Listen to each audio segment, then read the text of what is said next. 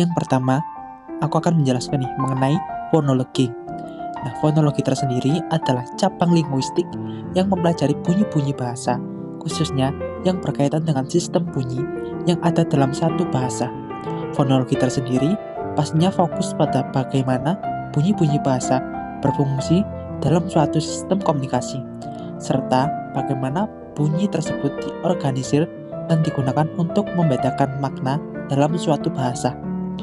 Di dalam fonologi tersendiri, terdapat berbagai konsep dan aspek yang saling berkaitan nih. Contohnya seperti fonem, aturan fonologis, pola bunyi, dan pendekatan-pendekatan dalam menganalisis fonologi.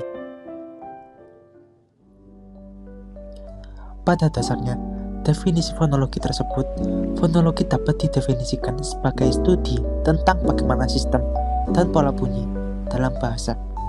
Fokus utama fonologi tersendiri adalah pada fungsi bunyi dalam suatu bahasa dan bagaimana bunyi-bunyi tersebut digunakan untuk membedakan pastinya dari makna bunyi atau fungsi lainnya. Fonologi berbeda dari fonetik pastinya, yang mempelajari sifat-sifat fisik dari bunyi-bunyi bahasa seperti bagaimana bunyi dihasilkan dan sifat akustiknya. Berikutnya, yang sudah dijelaskan di awal tadi mengenai salah satu contoh fonologi. Yang pertama, saya akan menjelaskan mengenai fonem. Fonem adalah suatu bunyi terkecil dalam suatu bahasa yang dapat membedakan makna. Dalam fonologi tersendiri, fonem berfungsi sebagai suara mental yang mendasari perbedaan kata. Fonem ini bisa dibagi menjadi dua jenis. Yang pertama, fonem konsonan dan vokal.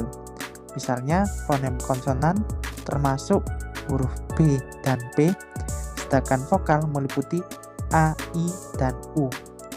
Berikutnya, saya akan memberikan contoh mengenai fonem dalam bahasa Indonesia yang meliputi suatu bunyi terkecil yang membedakan arti kata.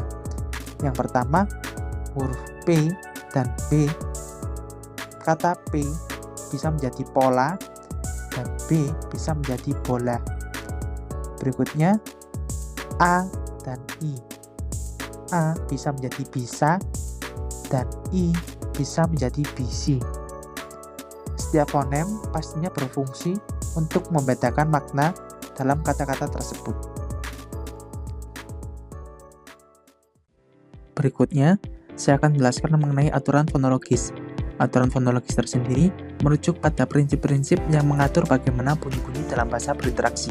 Aturan-aturan ini biasanya dapat melibatkan perubahan bunyi, seperti perubahan dalam pengucapan atau penghilangan bunyi dalam situasi tertentu. Aturan fonologis ini biasanya membantu menjelaskan variasi dan pola bunyi dalam suatu bahasa. Berikutnya, saya akan juga memberikan beberapa contoh mengenai aturan fonologi dalam mengatur perubahan bunyi-bunyi bahasa, baik bentuk pengucapan maupun dalam bentuk penulisan. Contoh yang pertama, penyesuaian vokal. Penyesuaian vokal ini biasanya terjadi ketika vokal berubah bentuk atau suara karena pengaruh vokal yang ada di dalam sekitarnya. Contohnya, dalam bahasa Indonesia, pengucapan kata saya bisa berubah menjadi kata se dalam pengucapan sehari-hari, terutama dalam bahasa gaul atau bahasa di beberapa daerah. Contoh berikutnya, penghilang bunyi. Penghilang bunyi biasanya terjadi ketika suara bunyi hilang dari suatu kata, seringkali di tengah-tengah kata atau di akhir kata. Penghilang bunyi ini biasanya terjadi pada bunyi yang tidak terdengar jelas atau bunyi yang tidak penting dalam percakapan. Contohnya, dalam bahasa Indonesia, kata kamu seringkali dipendekkan menjadi kata kam dalam pengucapan cepat. Berikutnya, penambahan bunyi. Penambahan bunyi ini biasanya terjadi ketika bunyi baru ditambahkan di tengah-tengah atau di ujung kata untuk memudahkan pengucapan. Contohnya, dalam bahasa Indonesia, kata sekolah terkadang diucapkan menjadi tambahan bunyi menjadi sekolahan. Contoh berikutnya, pemendekan bunyi. Pemendekan bunyi ini biasanya bunyi yang penghilangan bagian dari kata yang biasanya ada pada bentuk lengkapnya. Contohnya, dalam bahasa Indonesia, kata televisi seringkali dipendekkan menjadi TV. Contoh berikutnya adalah perubahan bunyi. Perubahan bunyi ini, biasanya proses ini terjadi pada konsonan atau vokal dalam suatu kata. Contohnya, dalam bahasa Indonesia, kata keris terkadang diucapkan sebagai kesir, di mana posisi konsonan R dan S bergeser. Contoh berikutnya adalah penyerapan bunyi. Penyerapan bunyi ini biasanya terjadi karena pengaruh bunyi di sekitarnya, di mana bunyi satu berubah menjadi bunyi yang lebih mirip dengan bunyi di sekitarnya. Contohnya, dalam bahasa Indonesia, kata tanda terkadang diucapkan menjadi tanda dengan pengaruh dari bunyi yang ada di sekitarnya. Contoh berikutnya adalah nasalisasi. Nasalisasi ini terjadi ketika bunyi vokal berubah menjadi vokal nasal. Biasanya diikuti oleh konsonan nasal seperti M, N, atau NG. Contoh kata dari kata makan dalam bahasa Indonesia bisa menjadi dalam bahasa daerah adalah mangan dalam dialek tertentu, di mana vokal menjadi lebih bernuansa nasal. Jadi, itulah beberapa contoh mengenai aturan fonologis. Setiap aturan fonologis ini pastinya mempengaruhi cara pengucapan kata atau perubahan dalam bentuk kata dalam bahasa tertentu, dan seringkali terjadi di sebagian dari perkembangan dalam bahasa pengucapan sehari-hari. Berikutnya, di sini saya akan menjelaskan mengenai pola bunyi.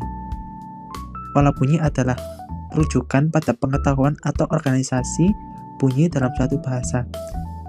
Pola bunyi ini melibatkan susunan fonem, penggabungan bunyi, serta bagaimana bunyi tersebut muncul dalam posisi-posisi tertentu dalam kata.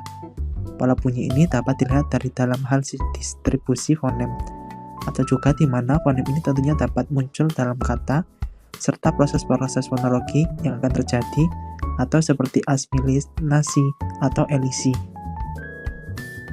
Berikutnya, saya juga akan memberikan beberapa contoh mengenai pola bunyi dalam bahasa Indonesia. Contoh yang pertama adalah asosiasi vokal dan konsonan.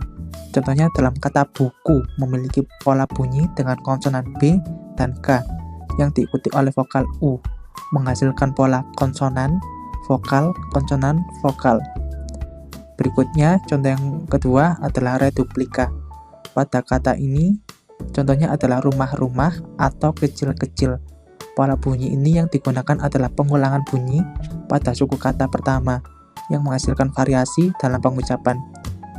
Contoh yang berikutnya adalah harmonisasi vokal. Dalam beberapa bahasa, vokal yang ada dalam kata ini saling mempengaruhi. Misalnya dalam bahasa Jawa, terdapat aturan bahwa vokal dalam suku kata tertentu harus serasi, seperti dalam kata sakit yang dapat memiliki pola bunyi sakit dengan pola vokal yang sesuai. Begitulah beberapa vokal ini yang sering dijumpai dalam proses pembentukan kata dan perubahan bunyi dalam suatu bahasa. Berikutnya yang terakhir, saya akan menjelaskan mengenai pendekatan dalam fonologi.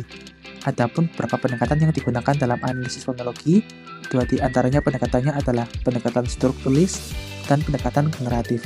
Yang pertama, pendekatan strukturis.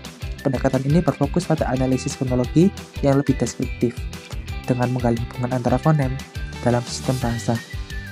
Fonologi ini dilihat dari sebagian sebuah sistem yang terdiri dari elemen-elemen yang saling berhubungan. Pendekatan ini juga lebih menekankan pada pola-pola fonematik dan aturan yang mengorganisasi bunyi-bunyi dalam suatu bahasa. Berikutnya, pendekatan generatif. Pendekatan generatif ini dikembangkan oleh beberapa ahli yang menekankan bahwa fonologi dapat dijelaskan dengan aturan-aturan yang bersifat generatif, yang pastinya memungkinkan pembentukan kata dan kalimat melalui penerapan aturan yang ada. Pendekatan ini sering digunakan representasi untuk bentuk-bentuk mental atau aturan formal untuk menggambarkan struktur fonologi dalam bahasa.